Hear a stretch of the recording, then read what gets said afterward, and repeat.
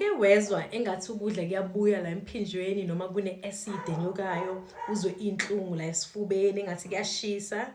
Kungenzeka ukuthi bathi une-heartburn, une-reflux noma une-GERD. Izinto ey'ntathu ey'ngafani lezi, kodwa kungenzeka ukuthi siziphambanise. Let's dissect it. So i-heartburn yini-ke yona? I-heartburn ile burning sensation ozoyizwa la esifubeni. Sekuyimpawu noma i-symptom yokuthi khona okwenzakalayo. So ilezo inhlungu lezo ozozizwa la esifubeni. Bese kuza kwi-acid reflux. Yilapho khona ukudla kuphuma la esiswini kuzonyuka ngomphimbo. Okay? And lokudla kune-acid ngoba kuphuma esiswini. Ukhumbuleke mesidla ukudla fanele ngabe kuyashona phansi kudlule esiswini kuye emathunjini. So mekunyuka, that's not normal, and kusho kona ukuthi une-acid reflux. So umuntu onale acid reflux angaba nayo i-heartburn ebangwa ilokudla lokubuyayo nekungenza leyo burning sensation esikhuluma ngayo. Bese kuba khona i-GERD. I-GERD yini? I-reflux disease. I-reflux disease lena yenzeka mawukuthi une-acid reflux lokubuya kokudla kuze la emphinjweni for isikhathi eside noma into eyenzeka njalo more than 2 times ngeviki, then sokwazi ukuthi sithi unesifo esithi i-GERD. Ungabe udokotela ezokwazi ukuthi akudiagnose akusize.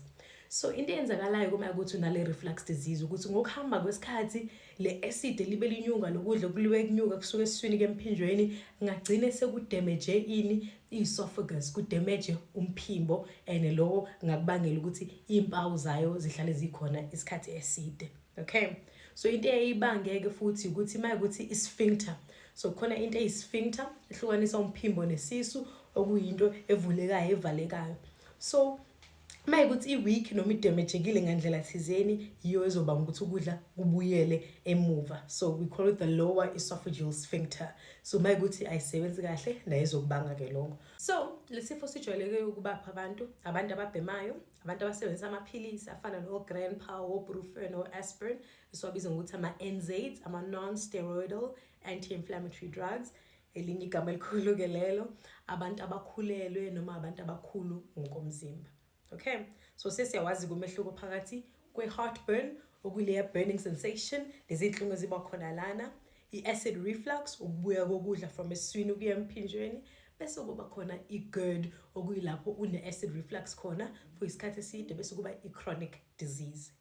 Ukudla-ke kubeka engcupheni, ukudla oku-spicy, okune-acid kakhulu, otamatisi, ama-fruits ayi-citrus, mayikuthi obviously uyabhema, uyaphuza bese sikubalileke lokho, izinto ey'fana no-chocolate. So zonke lezi zinto umuzidla in excess zikubeka engcupheni ukuthi ube nalama symptoms, nalezifo, nale action engikhuluma ngayo-ke khona kule video.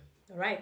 Mayikuthi uyabona ukuthi into ekuhluphayo lena, into eyenzeka njalo njalo, usuwazamile amaphilisi, owathenga over the counter, then kuzomela ukuthi uhambe uyobona udokotela abone ukuthi angakusiza kanjani.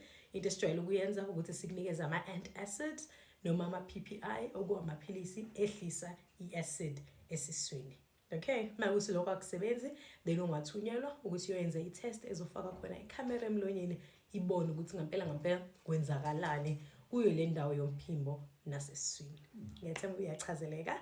Let me know if you did learn something new kule video. Dr. Lethuke Nama. Thank you for watching. Don't forget to follow for more health education. Ngizokubona kwelandelayo.